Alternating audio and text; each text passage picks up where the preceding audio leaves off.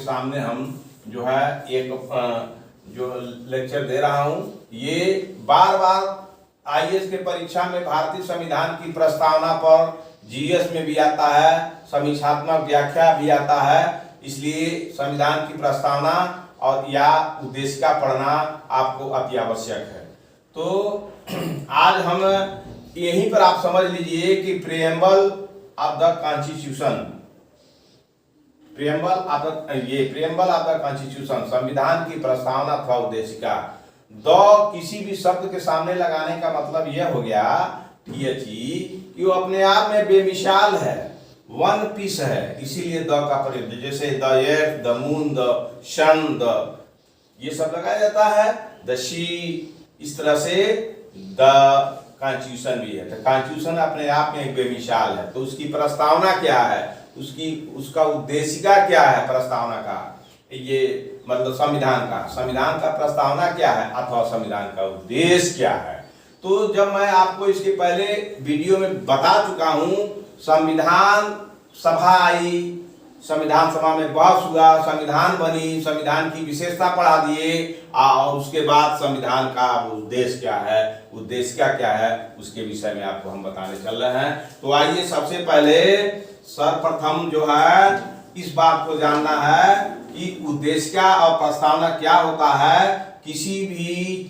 कोई भी कार्य जब किया जाता है, कोई भी संगठन बनाया जाता है, तो पहले उसका प्रस्ताव पेश किया जाता है या उसके उद्देश्य को बताया जाता है। उसके उद्देश्य और प्रस्ताव पर चर्चा होती है। आखिर हम संगठन बना रहे हैं या कोई इंस्टीट्यूशन बना रहे हैं तो उसका उद्देश्य क्या होना चाहिए। तो वही संविधान जब बन गया, तो जब संविधान बनने के क्रम में था, तो उसका प्रस्तावना पेश किया गया, उसका उद्देश्य पेश किया गया। भाई इसका उद्देश्य क्या होना चाहिए, तो पहले इस पर बहस होगा, तो इस पर बहस हुआ, बहस होने के बाद उसको संविधान में ले लिया गया। तो आइए हम चलते हैं। सबसे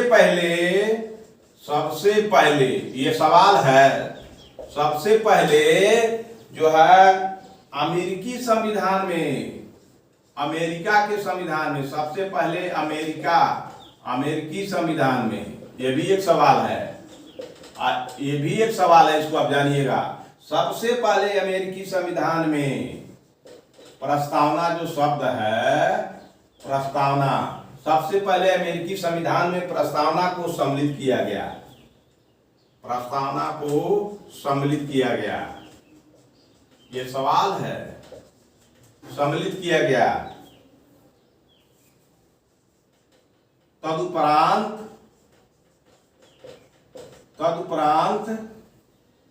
कई अन्य देशों ने इसे अपनाया।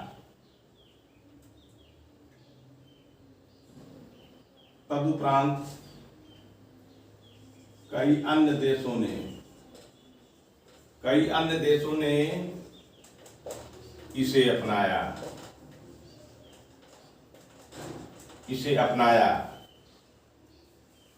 जिसमें जो भारत है, जिसमें भारत भी शामिल है, जिसमें भारत भी शामिल है। प्रस्तावना संविधान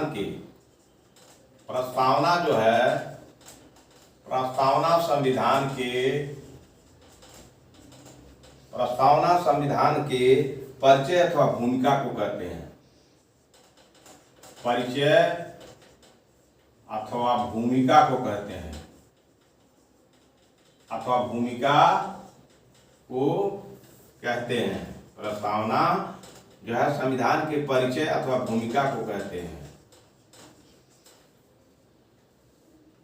इसमें संविधान का सार होता है, इसमें संविधान का सार होता है, इसमें संविधान का सार होता है, इसमें संविधान का सार होता है।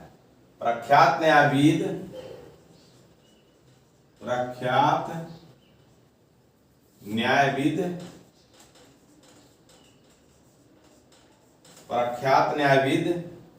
व संवैधानिक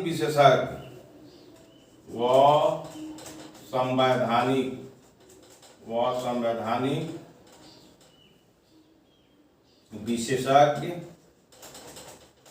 व संवैधानिक विशेषज्ञ N A Palkhivala, N A Palkhivala, N A Palkhivala, N A Palkhivala ने प्रस्तावना को संविधान का परिचय पत्र कहा है। पालकीवाला ने संविधान को,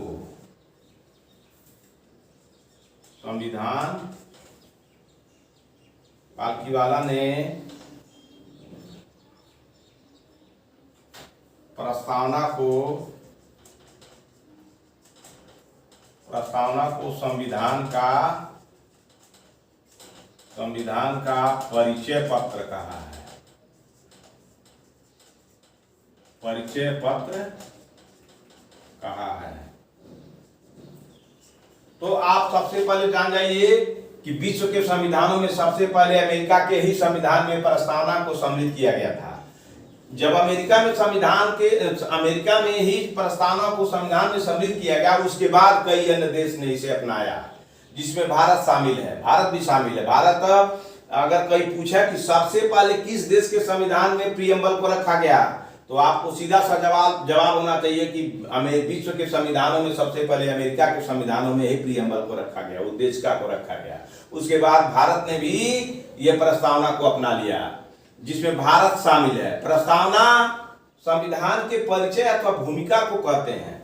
मतलब कोई पूछे कि प्रस्तावना माने क्या होता है, तो साफ साफ यही कहना है, यही समझना है, यही बुझना है कि प्रस्तावना संविधान के परिचय, किसी चीज से आप परिचित जब होते हैं तो किसी भी चीज के परिचय को ही उसका प्रस्ताव कहते हैं, या जो है भूमिका कहते हैं। तो परिचय में ही भूमिका आती है।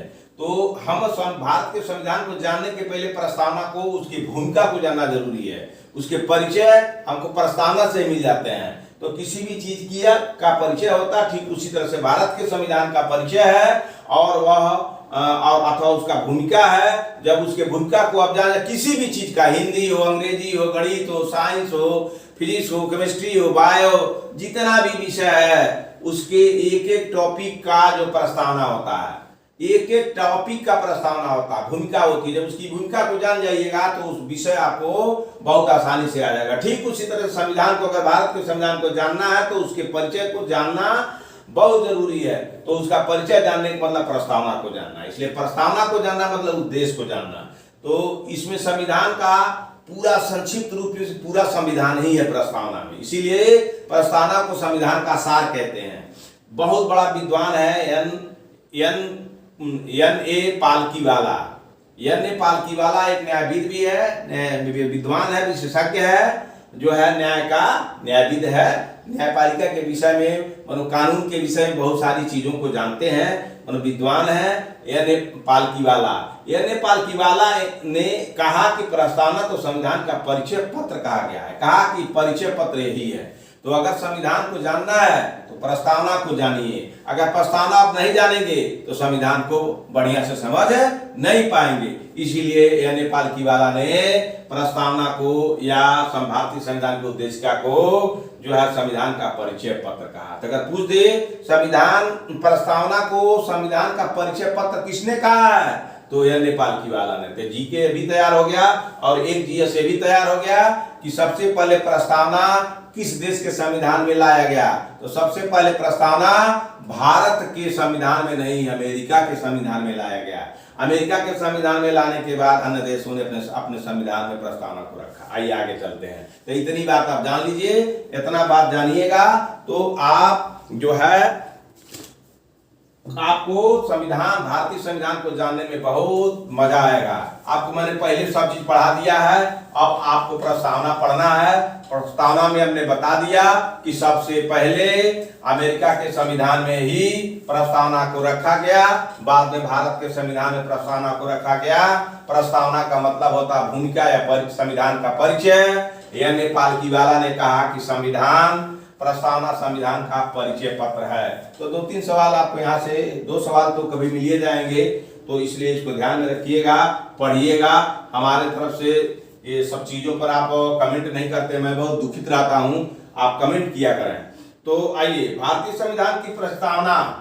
भारतीय जो संविधान है, भारतीय भारतीय संविधान की प्रस्तावना जो है, भारतीय संविधान की प्रस्तावना पंडित नेहरू द्वारा बनाए गए, पंडित नेहरू द्वारा बनाए गए,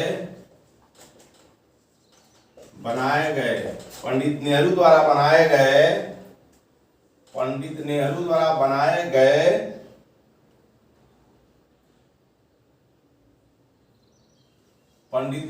बनाए गए अथवा पेश किए गए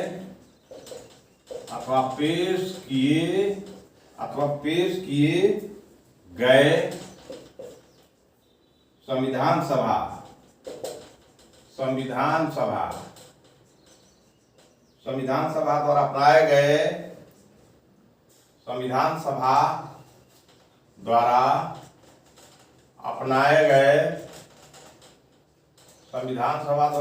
गए, उद्देश्य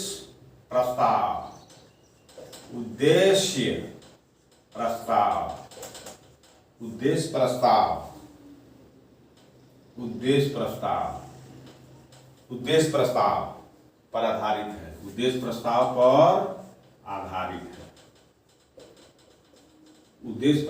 आधारित है। इसे 42वें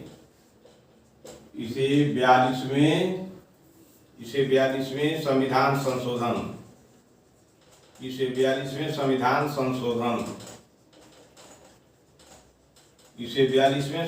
संशोधन अधिनियम 1976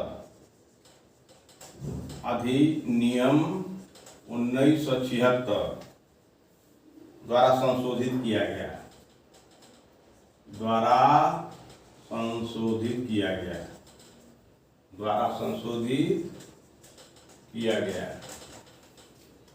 जिसने इसमें समाजवादी,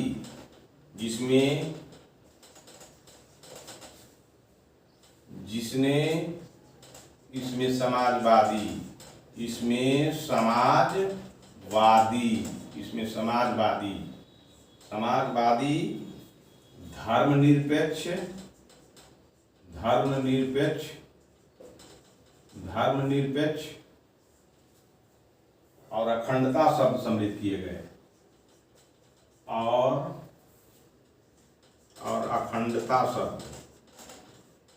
और अखंडता शब्द सम्मिलित किए गए।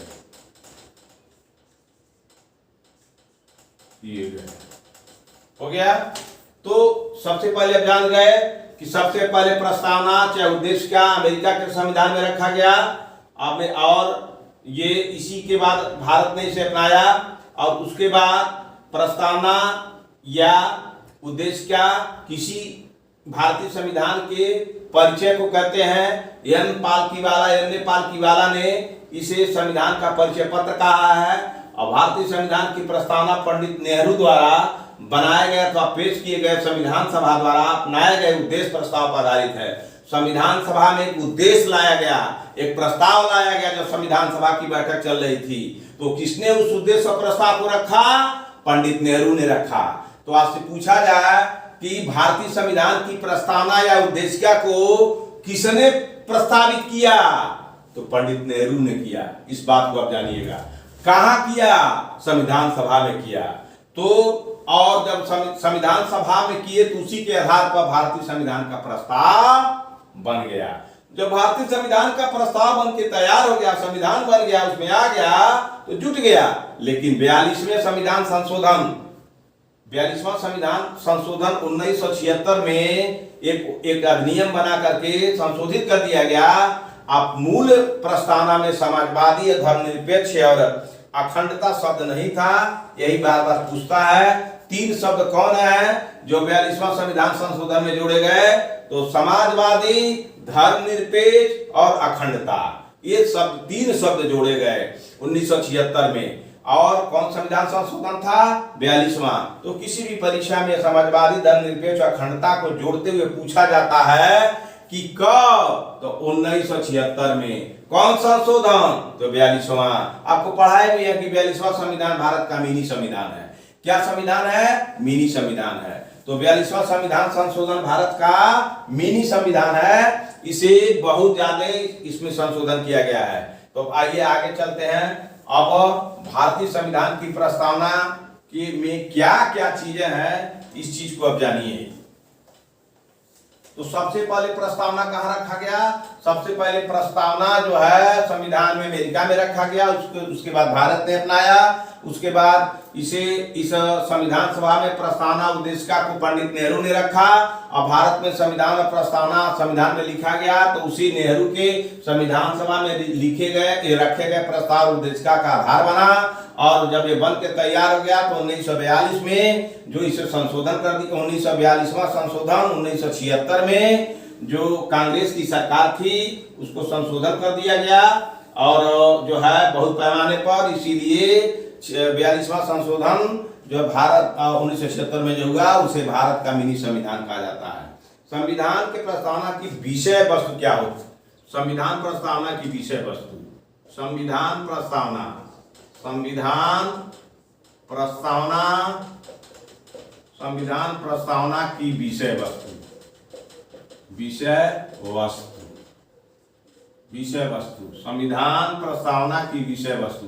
हर एक चीज की, कोई भी चीज होता है दुनिया में, सबका विषय होता है और विषय में कुछ वस्तु होते हैं।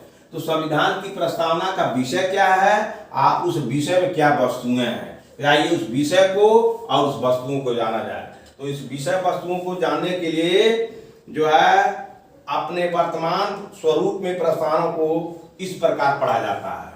वर्तमान प्रस्तावना को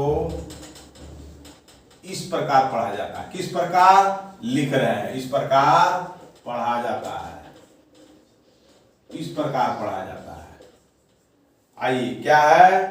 हम भारत के लोग, हम भारत के लोग, हम भारत के लोग, हम भारत के लोग, हम भारत के लोग। तो विषय में, प्रस्तावना के विषय में यह वस्तु, हम भारत के लोग एक वस्तु है। ठीक है। भारत को एक संपूर्ण, भारत को एक संपूर्ण प्रभुत्व संपन्न, भारत को एक संपूर्ण प्रभुत्व संपन्न, प्रभुत्व संपन्न, प्रभुत्व संपन्न, प्रभुत्व संपन्न, भारत को एक संपूर्ण प्रभुत्व संपन्न। हम भारत के लोग भारत को एक संपूर्ण प्रभुत्व संपन्न, समाजवादी, समाजवादी, समाजवादी, धर्मनिरपेक्ष, धर्मनिरपेक्ष, धर्मनिरपेक्ष, पोस्ट में कह लीजिए पंथ निरपेक्ष, पंथ निरपेक्ष, पंथ निरपेक्ष, धर्म निरपेक्ष या पंथ निरपेक्ष। लोकतांत्रिक गणराज्य, लोकतांत्रिक, लोकतांत्रिक गणराज्य, लोकतांत्रिक गणराज्य बनाने के लिए, गणराज्य बनाने के लिए, लोकतांत्रिक गणराज्य बनाने के लिए और इसके समस्त नागरिक, लोकतांत्रिक गणराज्य, लोकतांत्रिक गणराज्य, लोकतांत्रिक गणराज्य बनाने के लिए और इसके समस्त नागरिकों के, और इसके समस्त, और इसके समस्त नागरिकों को, और इसके समस्त नागरिकों को, इसके समस्त नागरिकों को क्या क्या? समाजवादी, पंथ निरपेक्ष, संपूर्ण प्रभुत्व संपन्न, समाजवादी, धर्म निरपेक्ष अथवा पंथ निरपेक्ष लोकतांत्रिक गणराज्य बनाने के लिए और इसके समस्त नागरिकों को सामाजिक, सामाजिक, सामाजिक, आर्थिक, सामाजिक, आर्थिक,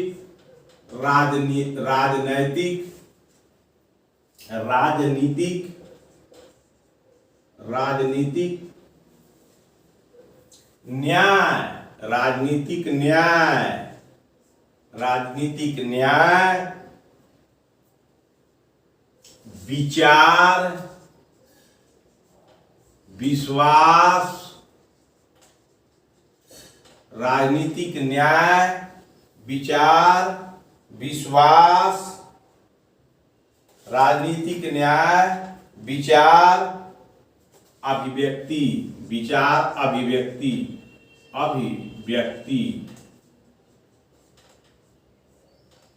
न्याय, विचार, अभिव्यक्ति, विचार की, न्याय की, विचार की, अभिव्यक्ति की, धर्म, न्याय, विचार, अभिव्यक्ति, धर्म, विश्वास, व उपासना की स्वतंत्रता,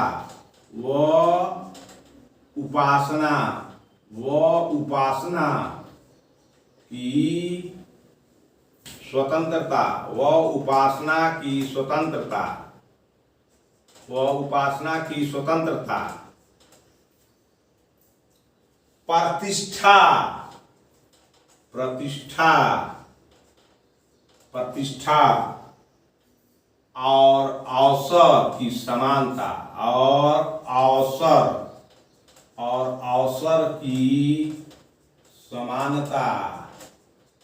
और अवसर की समानता,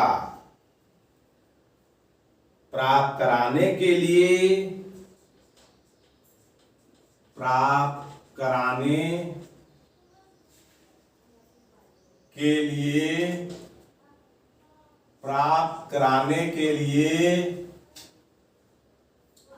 तथा व्यक्ति की गरिमा, प्राप्त कराने के लिए तथा व्यक्ति की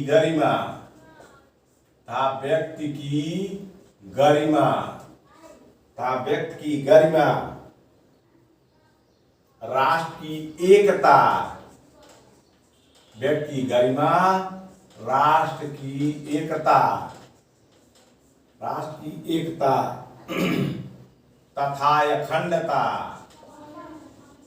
तथा अखंडता, राष्ट्र की एकता तथा अखंडता सुनिश्चित करने वाला,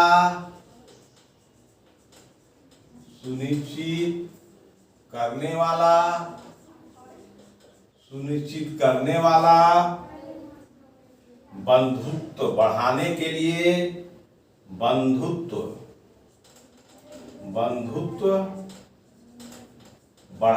लिए, बंधुत्व बढ़ाने के लिए दृढ़ संकल्पित होकर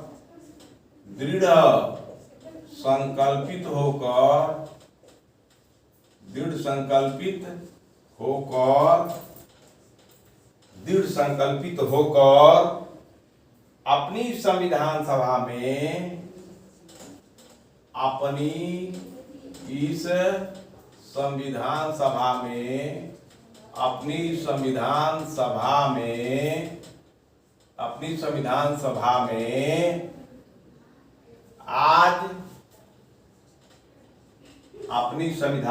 में आज दिनांक 26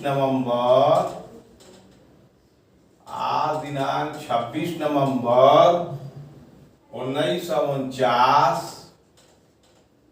1949 को एतद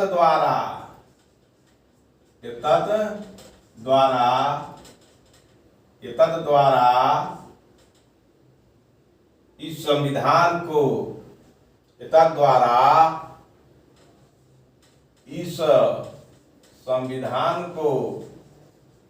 इस संविधान को अंगीकृत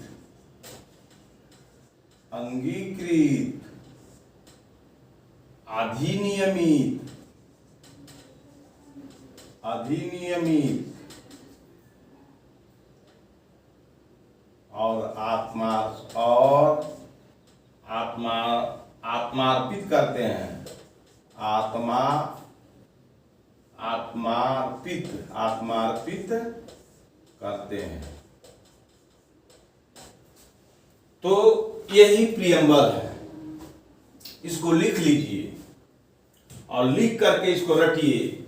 तो ये संविधान प्रस्तावना की विषय वस्तु क्या है? अगर पूछ दे संविधान प्रस्तावना की विषय वस्तु की समीक्षात्मक व्याख्या करें, तो यही विषय वस्तु है। इसके कुछ गुण भी लिखिए, इसके कुछ दोष भी लिखिए। तो वर्तमान प्रस्तावना की इस प्रकार पढ़ा जाता है। क्या? हम भारत के लोग भारत को एक संपूर्ण प्रभुत्व संपन्न समाजवादी धर्मनिरपेक्ष अथवा पंथ निरपेक्ष लोकतांत्रिक गणराज्य बनाने के लिए और इसके समस्त नागरिकों को, भारत में जितने नागरिक हैं, भारत के समस्त नागरिकों को सामाजिक, आर्थिक, राजनीतिक न्याय, विचार, अभिव्यक्ति, धर्म, विश्वास व उपासना की स्वतंत्रता और प्रतिष्ठा और अवसर की समानता प्राप्त कराने के लिए तथा व्यक्ति की डिग्निटी, जो व्यक्ति की गरिमा कहीं धूमिल न हो, व्यक्ति जो है प्राप्त कराने के लिए था व्यक्ति की गरिमा और गरिमा के साथ साथ राष्ट्र की एकता और तथा अखंडता सुनिश्चित करने वाला बंधुत्व बढ़ाने के लिए, बंधुत्व माने भाईचारा, बंधुत्व बढ़ाने के लिए दृढ़ संकल्पित होकर, बंधुत्व बढ़ाने के लिए दृढ़ संकल्पित होकर जो है अपनी संविधान सभा में ही बात हो रही थी। अपनी संविधान सभा में आज दिनांक 26 नवंबर मिति मार्ग 2006 विक्रमी 1949 को एतद द्वारा इस संविधान को अंगीकृत, अधिनियमित और आत्मर्पित करते हैं। तो यही प्रियम्बल है। हम भारत के लोग भारत को एक संपूर्ण प्रभुत्व संपन्न समाजवादी धर्मनिरपेक्ष लोकतांत्रिक गणराज्य बनाने के लिए और इसके समस्त नागरिकों को सामाजिक, आर्थिक, राजनीतिक, न्याय, विचार, अभिव्यक्ति, धर्म, विश्वास व उपासना की स्वतंत्रता, प्रतिष्ठा और अवसर की समानता प्राप्त कराने के लिए तथा व्यक्ति की गरिमा, राष्ट्र की एकता, अखंडता सुनिश्चित करने के लिए दृढ़ संकल्पित होकर अपनी इस संविधान सभा में दिनांक 26 नवंबर मार्क्सिस्ट 2006 विक्रमी ईस्वी सन 1949 को इस संविधान को अंगीकृत, अधिनियमित और आत्मार्पित करते हैं। यही प्रस्तावना है, यही संविधान की पहचान है, यही प्रस्तावना का विषय वस्तु है, यही संविधान की भूमिका है, यही संविधान का पूरा सार है, यही संविधान का परिचय पत्र है। इसीलिए इस पर आईएएस में इस पर सवाल पूछे जाते हैं। राज्य व्यवस्था से संविधान की प्रस्तावना का समीक्षात्मक व्याख्या करें।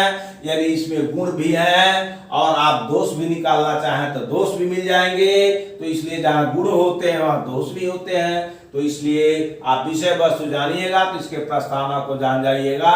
एक दफे हम जिस तरह से पढ़ते हैं उस तरह से आप भी पढ़िएगा, याद करिएगा। हम भारत के लोग भारत को एक संपूर्ण प्रभुत्व संपन्न समाजवादी धर्मनिरपेक्ष लोकतांत्रिक गणराज्य बनाने के लिए तथा इसके समस्त नागरिकों को सामाजिक, आर्थिक, राजनीतिक, न्याय, विचार, अभिव्यक्ति, धर्म, उपासना की स्वतंत्रता,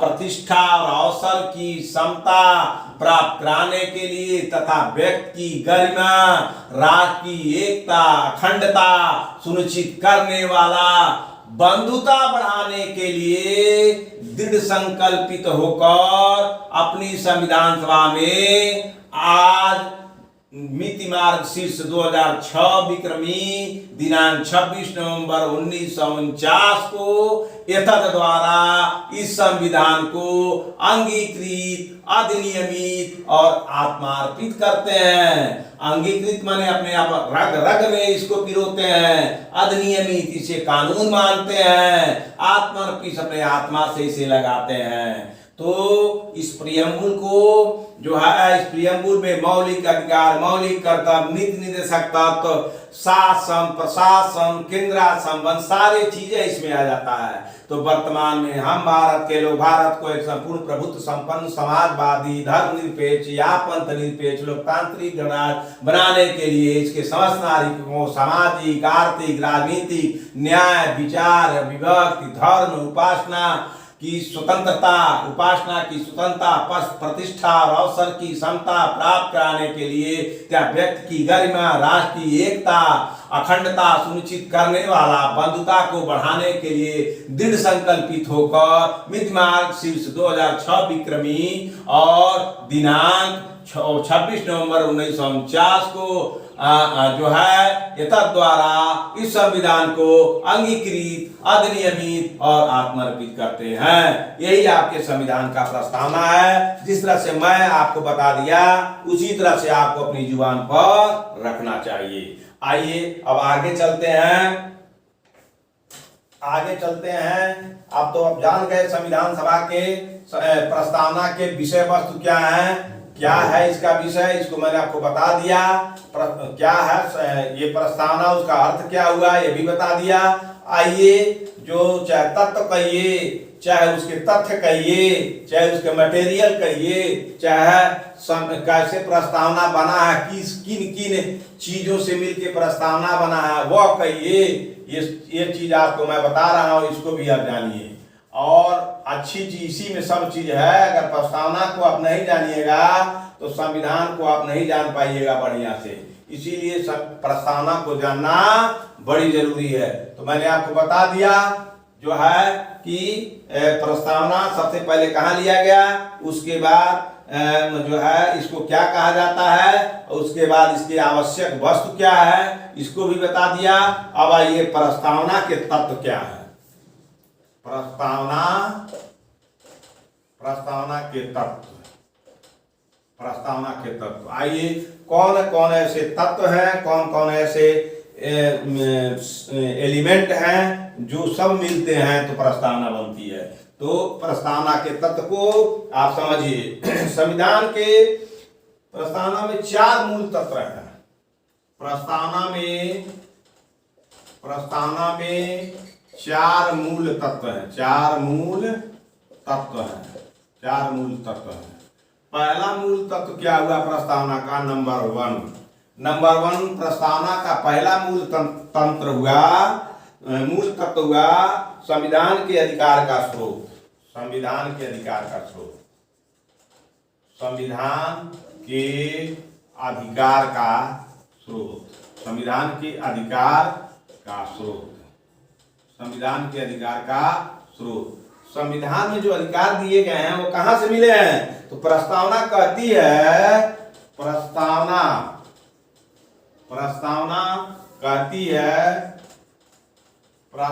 कहती है कि संविधान भारत के लोगों से शक्ति अधिग्रहित करता है। कहती है कि संविधान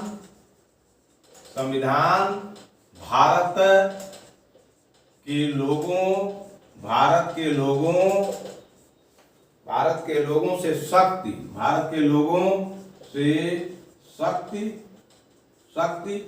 अधिग्रहित करती है।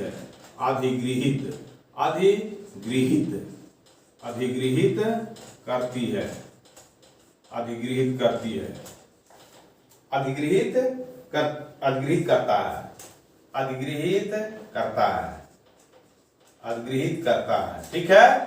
संविधान के अधिकार का स्रोत, तो पहला एलिमेंट यह है कि संविधान में जो अधिकार दिए गए हैं उसका स्रोत क्या है। तो आपसे पूछा जाएगा सवाल, आप इंटरव्यू में पूछा जाएगा कि बताइए भारत में भारतीय संविधान पढ़े हैं तो अधिकार उसमें दिए गए हैं, उसका स्रोत क्या है। तो प्रस्तावना कहती है कि संविधान भारत के लोगों से शक्ति अधिग्रहित करता है।